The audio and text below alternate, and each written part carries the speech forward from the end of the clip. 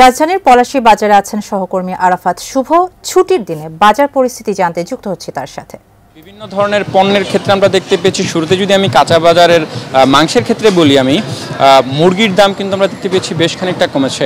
Broiler মুরগি যেটি সপ্তাহখানেক আগেও 200 থেকে 220 টাকা কেজিতে বিক্রি হচ্ছিল, সেটা কিন্তু এখন আজকের বাজার অনুযায়ী 170 টাকা কেজিতে বিক্রি হচ্ছে। অপরদিকে লেয়ার মুরগি যেটি, সেটিও 300 থেকে কমে 280 টাকা কেজিতে বিক্রি হচ্ছে।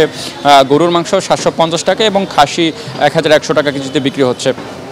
বিশেষ করে যেটি কমেছে সেটা হচ্ছে কি সবজির দাম। তবে সবজির দামের ক্ষেত্রে এখনও কিন্তু তারতম্য রয়েছে। পেঁয়াজের দাম কেজিতে 10 টাকা কমে 110 টাকা কেজিতে বিক্রি হচ্ছে। অপরদিকে আদা রসুনের দাম অপরিবর্তিত রয়েছে। এই ক্ষেত্রেও বিক্রেতারা যেটি বলছেন, তারা বলছেন এখনও যেটি আড়ত থেকে শুরু করে গুদাম পর্যায়ে যেটি সিন্ডিকেট, সেই সিন্ডিকেট ভাঙতে না পারলে কিন্তু দাম কমানো সম্ভব নয়। 100% কপার কন্ডেন্সারে তৈরি ভিশন ফ্রিজ, তাই গুণে মানে অটুট থাকে বছরের পর বছর, যার ফলে ক্রেতা বিক্রেতা উভয়ই কিন্তু সিন্ডিকেট ভাঙার একটি জোর দাবি জানাচ্ছেন। অন্যদিকে যদি মাছের ক্ষেত্রে বলি, মাছের পর্যাপ্ত সরবরাহ থাকার পরেও কিন্তু মাছের দাম তেমন একটি কমেনি।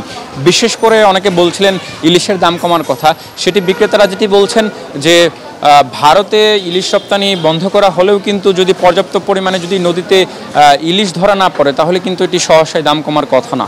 আজকের বাজার দর অনুযায়ী বড় সাইজের যে ইলিশ, সেটি 1500 থেকে 1600 টাকা কেজি দরে বিক্রি হচ্ছে এবং মাঝারি সাইজের ইলিশ 1200 টাকা কেজিতে বিক্রি হতে আমরা দেখেছি। এর পাশাপাশি বড় মাছের মধ্যে রুই মাছ 400 টাকা কেজি, চিংড়ি 600 থেকে 900 টাকা কেজি দরে বিক্রি হচ্ছে এবং অন্যান্য যে সকল ছোটো মাছ, সেগুলো আগের মতোই অপরিবর্তিত রয়েছে।